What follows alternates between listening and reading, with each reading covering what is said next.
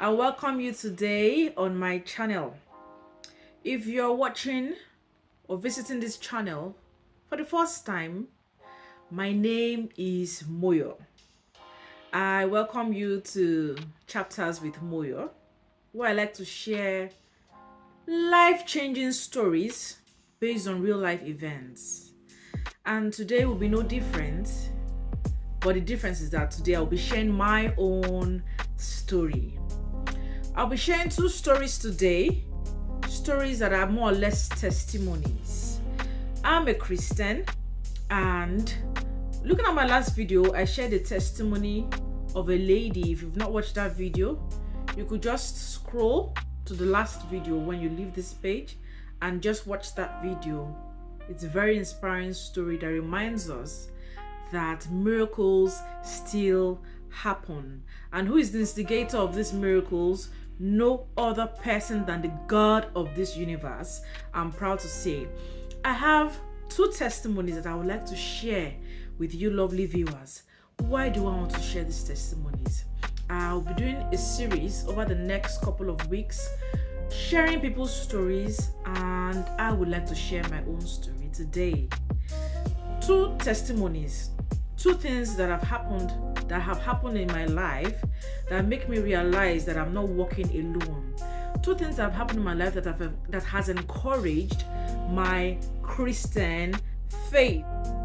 So let's jump right into the stories.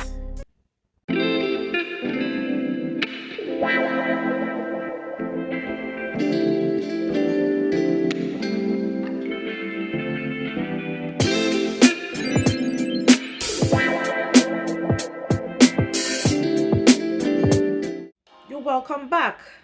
The first story / testimony. In the year 2000 and was it 7 or 8? 2008. I went on an NYSC scheme. So if you live in Nigeria, you'll be familiar with the NYSC scheme, which is compulsory for all graduates of Nigeria. The way the scheme works is that once you graduate, you're going to be posted. We have different geopolitical zones in Nigeria, so you're usually posted somewhere outside of the place you come from. So, for instance, I come from Oyo State. I got posted to Kwara State, and I was excited actually when I saw that I was posted to Kwara State because number one, I was comfortable with the distance. I was like, it's not too far from home, and I always wanted to be posted to somewhere a bit towards the northern side. I know Kwara State is not a northern, don't come from me, it's not a northern state, but I just like, it's really a mixed place anyway. When I got to Kwara State, I saw that there were northerners there, there were Yorubas there, so it was majorly Yorubas and Hausas and Nupes. It was really a mixed climb. We also had Igbos there as well. So I got posted to Kwara State. I was excited, and then we had the way NYSC is that you have is a 1 week orientation. I'm trying to remember now. This was 2008. A 1 week orientation where we are all in a camp, and so we resumed. I got there in good time. I left because I was coming from Ibadan, so I got there just in 3 hours. I was there already. Not to talk of those who came so late in the night. Some even at midnight they were still receiving corps members. But then I left my house 6 a.m. By 9 a.m. I was already at the center, ready to begin my NYSC program. Everything went well. I was checked in, so to say, because they checked our luggages and made sure we had some sharp objects. Some people who had sharp-looking objects where the items were removed from their bags and all that. So it was a smooth flow for me. I was checked in. But where I'm going is, by the time we were before I even say I was checked in, because that's where the testimony now comes in. We were required to present our documents. To show that I had graduated, my certificate. I think they also even asked for my secondary school certificate. So I started showing all these things until it got to the time where they asked me for my student ID card. And then I realized that I had not packed my student ID. I was shocked because I remember seeing it in my mind. I remember even putting it in my luggage, so I could not understand why it was missing. I checked and checked. Lo and behold, no ID. And the man who was attending to me, he did not even make things easy for me. As I was checking, he sent me out of the line that don't waste time. If you know you don't have it yet, that means you're not even supposed to be here. And I heard all these words. I was like, different things were just coming to my mind. Because the man just said, I cannot continue with your checking in. I cannot continue with them. You have not passed all the checklist. Just that ID was missing. And I begged him. I was just begging, like, I'm sure he's somewhere here. Then he said, okay, just. It was not nice at all. He just sent me away as if I was a scam, as if I was not really supposed to be there. He just would not reason with me. So of course I left the line I packed my documents back. I kept on checking my bag. I opened my luggage. I kept on checking. And as I was checking, somebody else came again and told me, it's as if all the officials were just ganging up. And an official told me that if you know you don't have your ID, you cannot continue. You cannot even do your NYSC. Just leave. I was like, is that it? Almost in tears. I didn't even know what to do. I saw the other corps members that I had made friends with. They were looking devastated. They're like, oh, it's over. And then I didn't even have a phone. You know? Then GSM was not too popular, or maybe it was popular, but I didn't just have a phone to quickly make phone calls and all that. And then so I didn't even know what to do. To cut the long story short, most of the people I even knew did not have phones. So then I started walking away from the particular building where the registrations were going on. As I was walking out, I heard a loud voice behind me saying, "You, that monkey, to the campground." I looked, behold, I saw a big looking, angry looking soldier, and of course khaki soldier uniform. And he was talking to me. Initially, I was like, is this one calling me a monkey? I wanted to first start forming like, is it me you're talking to, calling me such a name? I said, me? He said, yes, you! And he started coming towards me. To the campground!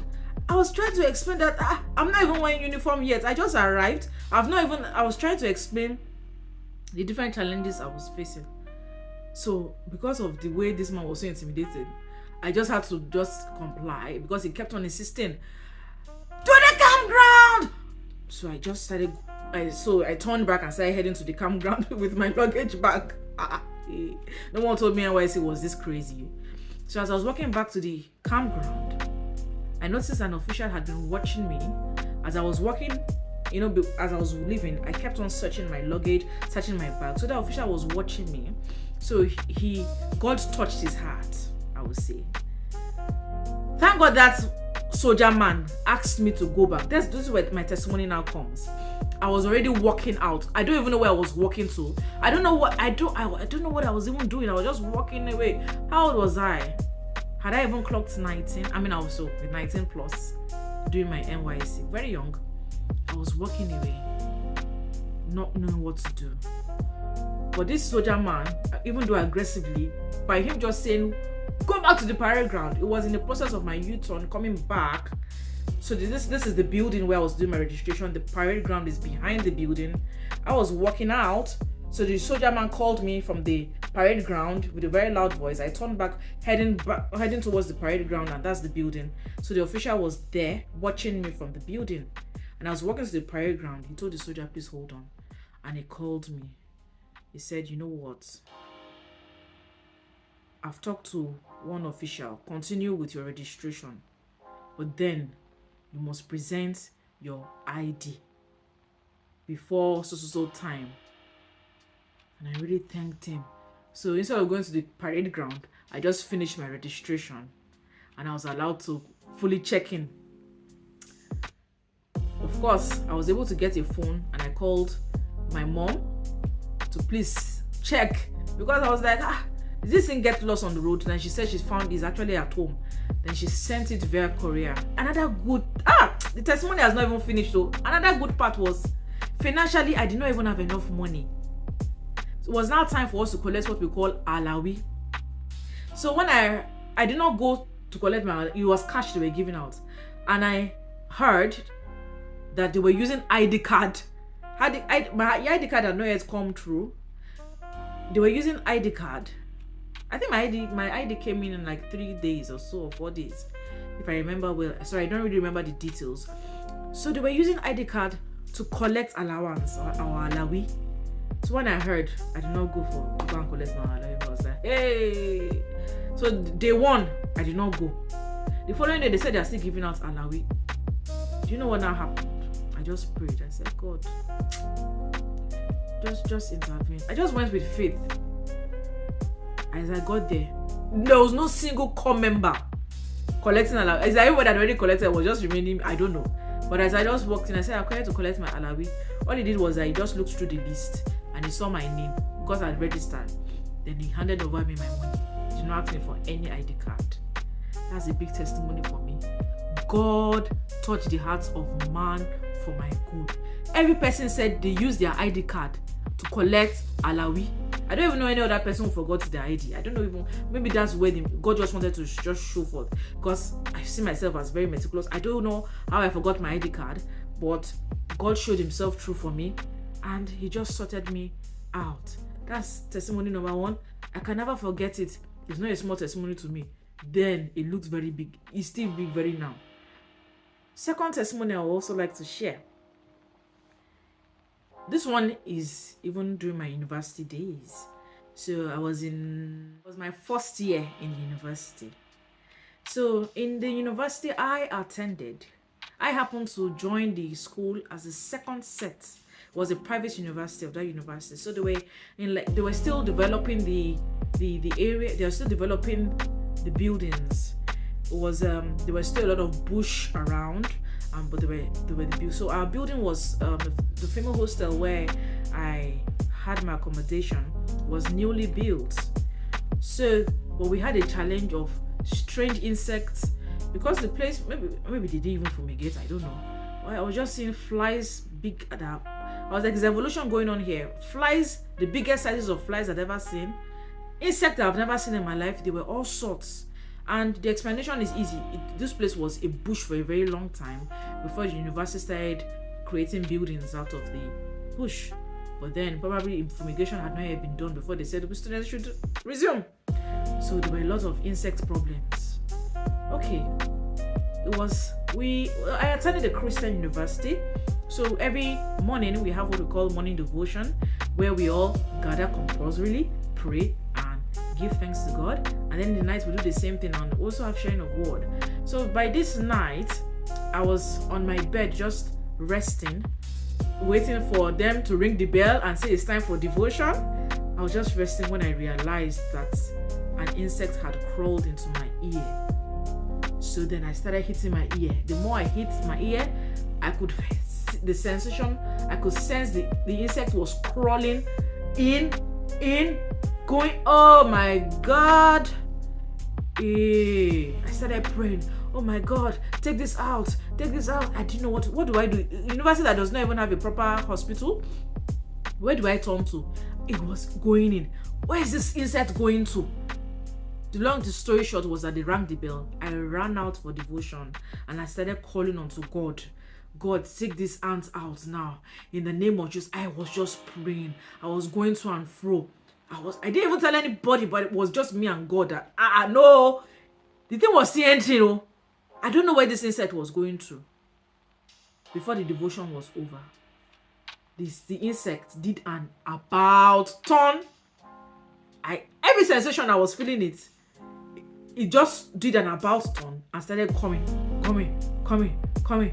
out. The insect now crawled out on his own. Back, I don't know how thin the canal of my ear could be, but when I saw the insect, it was a big insect. I was like, wow. At least what I remember in biology is that the canal of the ear is not wide at all. I mean, the more inner you go, the slimmer the canal is.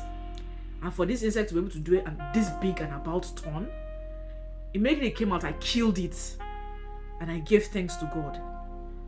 These testimonies, anytime I just remember them, it just keeps me going in life and say that, God, there is God. God is faithful. Call upon him. It's about your faith. It's about what believing in God that He can do it. So these are the testimonies I would like to share with you, lovely viewers, just to encourage you in case you're going through anything. Prayer works, especially prayer through Christ. God is real. God is still in the business of doing miracles for those who believe. When we pray, He hears. When we believe, He acts. I hope you enjoyed and you found the stories inspiring. Please remember to like, also comment the testimonies that you also experienced. Share it in the comment section, and please share this video. Subscribe again. Thank you so much for watching. I love you all. Please stay tuned on this channel and you will get to see more videos. Bye for now.